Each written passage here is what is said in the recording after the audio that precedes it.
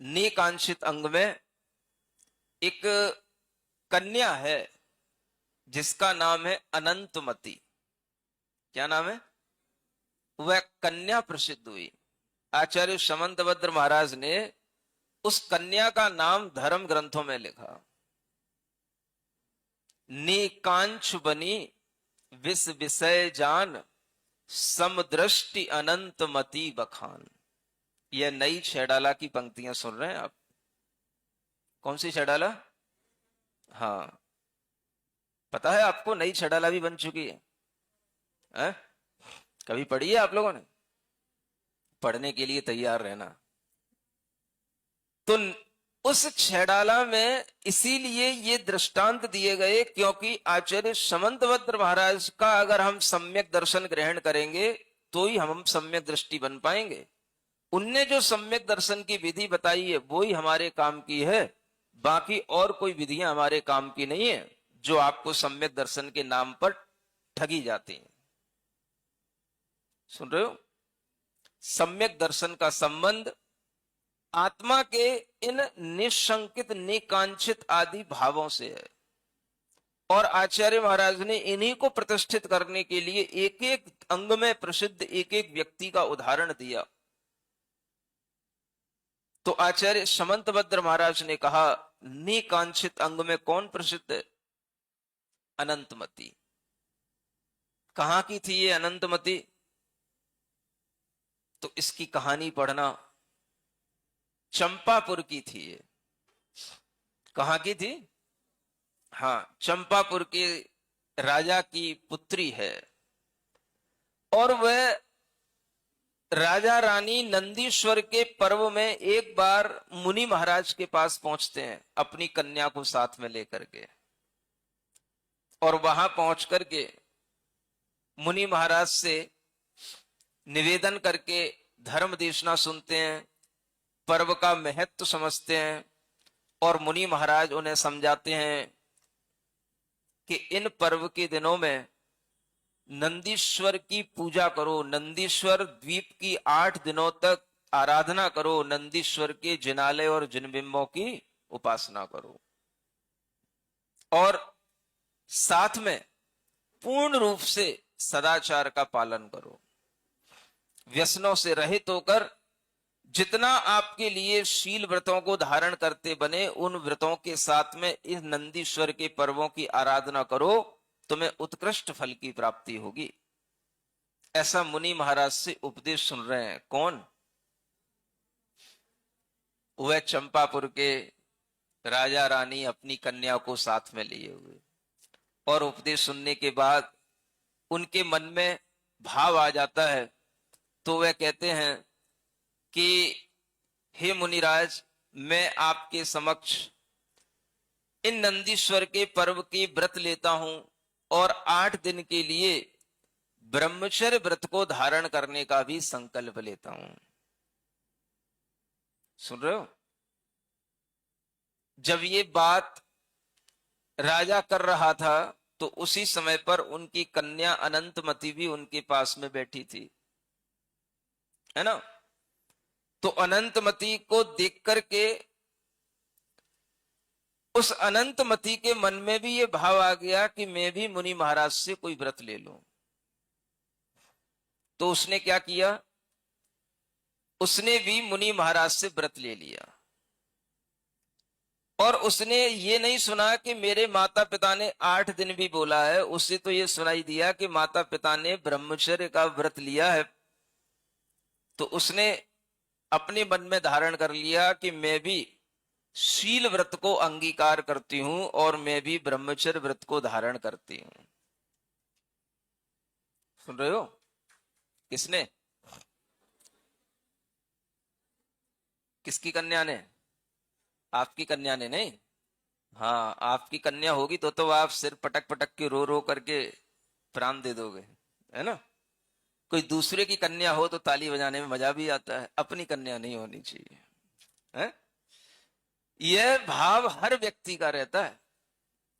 और उस समय पर उस अनंतमती ने वह व्रत ले लिया, माता पिता भी समझ नहीं पाए कि इसने क्या व्रत ले लिया, और वह व्रत लेकर के आ गई। छोटी थी, धीरे धीरे बड़ी भी हुई, और बड़ी होने के बाद में जब उसका यौवन चरम पर आया, वह अपने ही आंगन में खेल रही थी, झूला झूल रही थी, और वहां से कोई एक विद्याधर जैसा मनुष्य निकलता है जो उसके रूप पर मोहित हो जाता है, और यह देख करके कि इस कन्या को अगर मैं राजा से मांगूंगा तो ये तो कभी मिलेगी नहीं, अपनी विद्या के प्रयोग से इसको अपने हरण कर लेता हूं।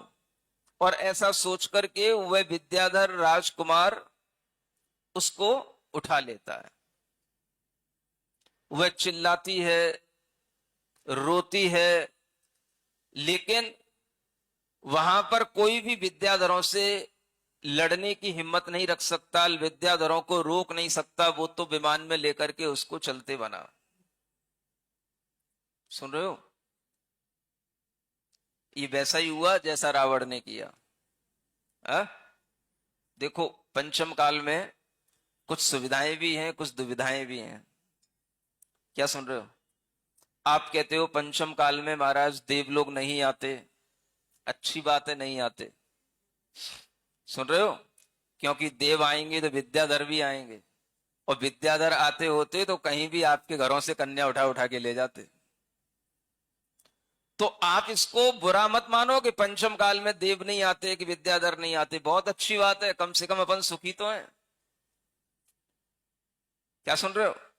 पंचम काल में विद्याधर भी यहां नहीं आते, देव भी नहीं आते। बहुत अच्छी बात है, अपने को किसी की जरूरत नहीं है, क्योंकि सम्यक दृष्टि जीव को न देवों की जरूरत होती है न विद्याधरों की जरूरत होती है। उसे तो केवल तीर्थंकर की भक्ति की जरूरत होती है, और किसी चीज की जरूरत नहीं होती। तो ये भी एक अच्छा कार्य है, समय है। आप इस पंचम काल को बुरा ना समझें। कोई काल में जितनी अच्छाइयां होती हैं उतनी बुराइयां भी होती हैं। बड़े व्यक्ति के पास में अगर धन ज्यादा होता है तो उतना ही ज्यादा धन का नाश होने के चांस भी रहते हैं। सुन रहे हो? हर चीज के साथ में जितनी उत्कृष्टताएं या अच्छाइयां जुड़ी रहती हैं, उसके साथ उतनी बुराइयां भी जुड़ी रहती हैं। तो पंचम काल में आप सोचते हो देव लोग आते जाते नहीं दिखते, नंदीश्वर में जाते दिखते तो हमारे अंदर सम्यक दर्शन बढ़ जाता। अच्छी बात है, नहीं दिखते कि जहां देव जाते हैं विद्याधर भी जाते हैं। और विद्याधर आते जाते होते तो तुम्हारी कन्याओं को ही चांदनी चौक से जब उनको अच्छा आता सो उठा के ले जाते। सुन रहे हो? तो अच्छी बात है ना। ये तो कभी सोचा ही नहीं था तुमने। जब भी कभी किसी भी समय की या किसी भी वस्तु की या व्यक्ति की हम कोई अच्छाइयां देखते हैं और हम ये सोचते हैं कि ये अच्छाइयां हैं, तो उस समय पर भी कोई बुराइयां होती हैं। और जिस समय पर हम कोई बुराइयां देखते हैं कि भाई कमियां हैं, उसमें भी कुछ अच्छाइयां होती हैं, और हम उन अच्छाइयों को देख करके भी अपने आप को पॉजिटिव बनाए रख सकते हैं। सुन रहे हो? तो बताओ पंचम काल अच्छा है कि नहीं? चतुर्थ काल ही अच्छा होता है क्या? है? पंचम काल भी अच्छा है कि नहीं? चतुर्थ काल में मुनि महाराज कभी भी आते हैं जाते हैं तो वो भी ऊपर चारण रिद्धिधारी आकाशगामिनी होकर के निकल जाते हैं। समझ आ रहा है? चतुर्थ काल में कोई भी मुनि महाराज ये चांदनी चौक में आके चतुर्मास नहीं करते। ये तो पंचम काल है सो कर रहे हैं। नहीं समझ में आ रहा? वो तो ऊपर से ही उड़ते हुए निकल करके चले जाते। वो इस तरह से ऐसे भीड़ भरे स्थानों में चातुर्मास कहां कर सकते हैं? समझ में आ रहा है? तो चतुर्थ काल में आपको कभी भी ऐसे मुनि महाराजों के ना उपदेश सुनने को मिल सकते, ना ऐसे चातुर्मास में आपको दर्शन मिल सकते। ये पंचम काल की बलिहारी है, जो आपको पंचम काल में घर बैठे चांदनी चौक में मुनि महाराज के दर्शन भी मिल रहे और प्रवचन भी मिल रहे, और समय पर मिल रहे। नहीं समझ में आया? जब लोग धर्म का काल रहता है तो अपने अपने समय पर अपनी अपनी सुविधा देख करके महाराज के पास पहुंच जाते हैं। और मुनि महाराज भी जब जिसकी योग्यता देखते हैं उसके सामने कुछ बोल देते हैं, और जिसकी योग्यता नहीं देखते उससे कुछ बोलते नहीं। सुन रहे हो? ये कहां होता? चतुर्थ काल में। और पंचम काल में क्या अच्छाई है? मुनि महाराज किसी की कोई योग्यता नहीं देखते, जो भी सामने आके बैठ गया उसको धर्म की बात सुनाने लग जाते हैं, लेकिन समय निश्चित करके, दिन भर नहीं। सुन रहे हो? तो अच्छी बात है कि नहीं? पंचम काल में भी कुछ खासियत है कि नहीं? बोलो, पंचम काल भी अच्छा है कि नहीं? तो रोना नहीं अब कि चतुर्थ काल नहीं चल रहा है, कि चौथे काल में जैसा होता था वैसा नहीं हो रहा है। अरे भाई, उससे लाख गुना अच्छा हो रहा है। चौथे काल में क्या होता? मंदिरों में चौथे काल में इतनी उपस्थितियां कभी नहीं हो सकती जितनी पंचम काल में आपको दिखाई दे रही हैं। समझ आ रहा है? तो यह सब अपनी सोच के ऊपर रहता है कि हम काल के लिए भी बुरा सोच रहे हैं, किसी भी व्यक्ति या वस्तु के लिए भी बुरा सोच रहे हैं, ये हमारी अपनी सोच होती है।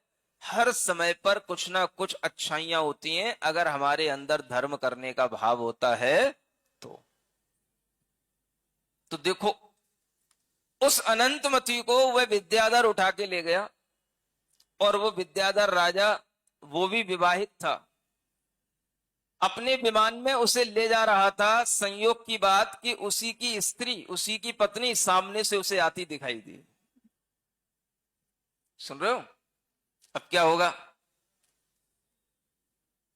आप अगर किसी को अपनी बाइक पे बिठा के ले जा रहे हो